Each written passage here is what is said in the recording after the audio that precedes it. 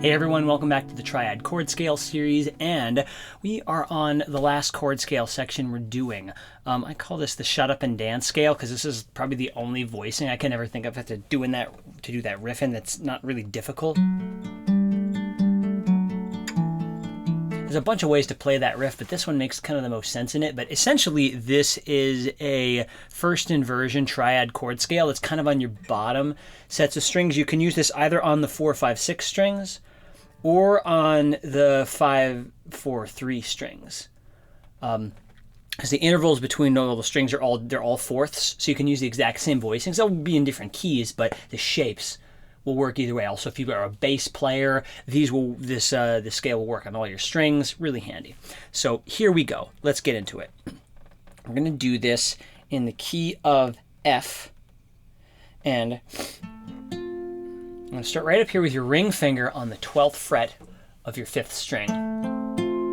Right there. And then you're going to have, I tend to like to do a little mini bar here on the 10th fret of the D and the G strings. So you got kind of a little, knight and chess shape right there. So that's your major shape. And your third of the chords in the bass, and then you got the 5th and then the root.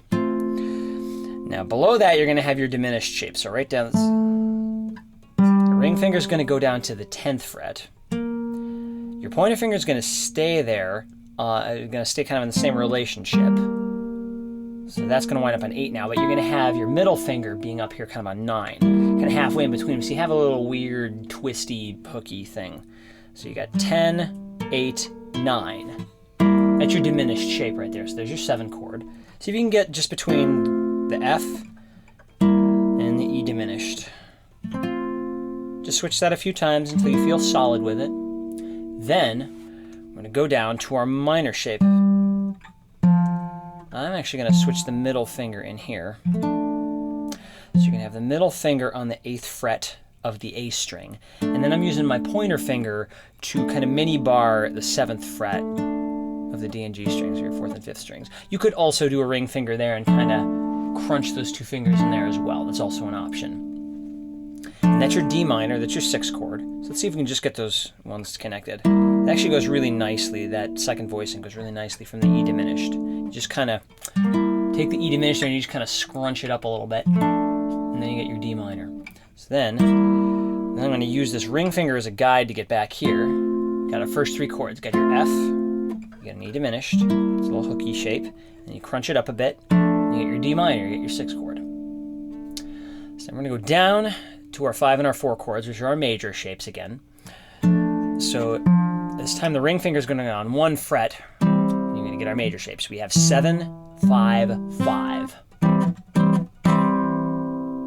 That is a C chord, it appears. Inverted C chord. You slide that down 2 frets, exact same shape. It's B flat, there's your 4 chord. So let's just go, let's do a little Layla right here. Let's do D minor, C, B flat, C. Those are totally your Layla changes. Layla, you got me on my knees, Layla. I'm begging, darling, please.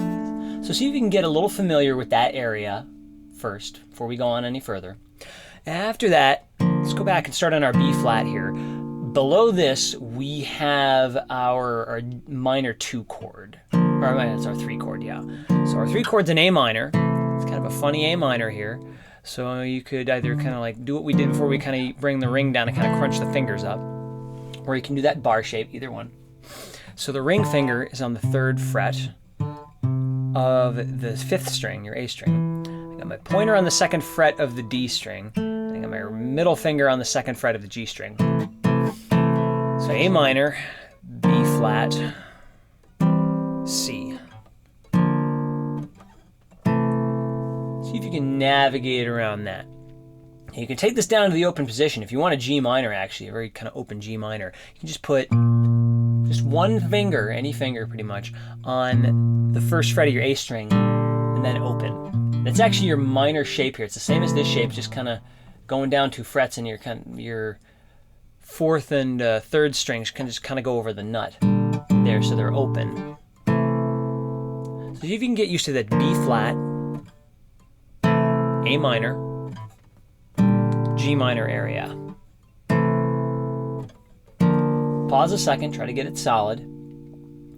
Then we are going to see if we can get, see if you remember this F too. We're going to try to go from the F up here to the G minor down here and then back up to the F again. So remember, we start out ring on 12, pointer on 10 and 10. So it's like 12, 10, 10. We go down to the diminished, which is going to be 10, 8, 9. And down to the D minor, which is 8, 7, 7. And a little lower, 7, 5, 5 for the C. Down to the B flat, 5, 3, 3. Pause anytime you like to catch up. A minor. So it's going to be 3, 2, 2. Down to G minor. It's 1, 0, 0. And back up we go. A minor. 1, 2, 2. Again, if you're having trouble with this, start back at the beginning, but slow it down. Use little YouTube settings to slow it down. Back up to C. 7, 5, 5. Up to D minor, back to the minor shape. 8, 7, 7. Now the diminished little hooky thing. Little twist. And up to the F. There you have it. Well, that is the last chord scale I teach for this series. Again, there's 9 chord scales overall if you really want to master the diatonic scales, and that's a really good foundation. After this, I'm going to teach what I call the master exercise, where you try to string them all together and you say, okay, yeah, I got this whole scale in one key. That's a really key thing. Also, it's really good to check out riffs that use these. I have a whole bunch of riffs that use all these different triads, so you kind of get a sense of how they get used in real music. You can come up with your own ideas. So I encourage you to take this, mess with it, improvise with it, use it in solos, use it melodically, use it to play chords, use it in different keys. It'll really give you a lot of creative new ways to play the guitar.